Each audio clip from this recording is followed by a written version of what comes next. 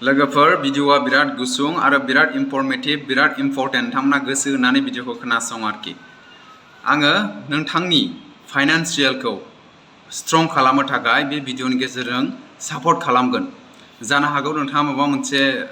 मावनानै माबा मोनसे जब मावनानै सालारि नङाब्ला आनएमप्लयड माबा मोनसे खामानि मावग्रा नाथाय मान्थलि फैसा फैग्रा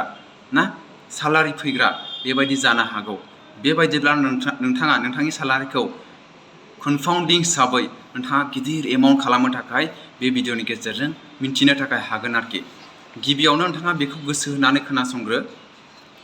जब तक तुम पैसा से पैसा नहीं कमाएगा तब तक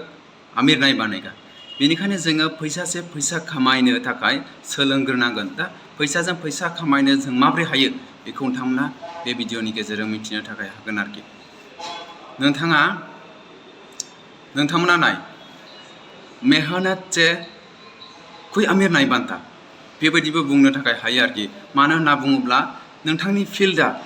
ओरैबायदि जानांगोन जेराव नोंथाङा बेयाव मावोब्ला साक्सेस जायो बेखौ नायनांगोन आरोखि नोंथां खाथि खालायाव नुदों जानो हागौ सोरबा गोबां खस्थ' खालामो बै समनिफ्रायनो खस्थ' खालामगासिनो दिनैसिम खस्थ' खालामगासिनो नाथाय बैसोर बायदि मानसिया माने दासिमबो साक्सेस जायाखै आरोखि ना बेखायनो जोङो बेबायदि जायगायाव मेहनत खालामनांगौ जेरावहाय माने साक्सेस जानायनि लामाया खाथियावनो आरोखि बेनिखायनो आङो नोंथांमोननो इनभेस्टमेन्टनि थाखाय फोरोंगोन आरोखि जुदि नोंथाङा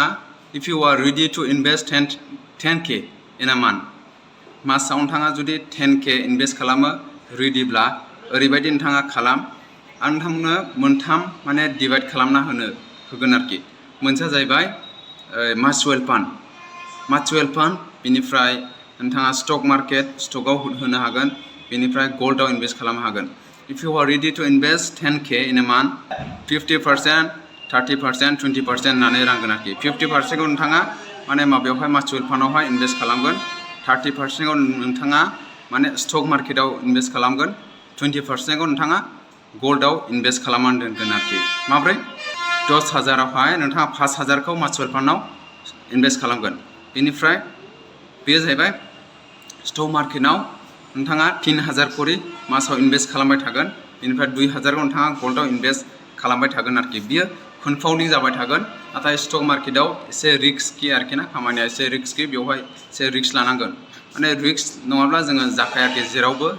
जेखि जाया फिल्डआवनो खामानि मावानो मानो रिस्कआथ' थाखायो बेनिखायनो एसे एनै रिस्कखौ लाखानांगोन आरोखि दा बेखिनियानो नोंथाङा बेबायदि सिस्टेमै इनभेस्ट खालामबाय थायोब्ला खिन्थु SIP जागोन आरोखि SIPनि माबाया जाहैबाय सिस्टेमेटिक मा होनना बुंगोन इनस्टलमेन्ट आरोखि इनस्टलमेन्ट प्लेन बेबायदि थांबाय थागोन नोंथांमोना मान्थलि बेखौ SIP खालामबाय थानांगोन आरोखि अब्लानो बे माने मान्थलि नोंथाङा थांबाय थायोब्ला एसे इनभेस्ट खालामबाय थायोबा माने माबा मोननाय नङा आरोखि ना उनावहाय बेनो गथा जाहैगोन आरो बेखौ पात्ता मोननाय नङा बियो माब्ला समाव गिदिर एमाउन्टसिम सहैगोन आरोखि दा बेखिनिया नोंथांमोना बेखिनिखौल' खामानिखौ माव उननि सिगाङाव आरो उननि समाव आरो गोबां जोङो सोलोंबावगोन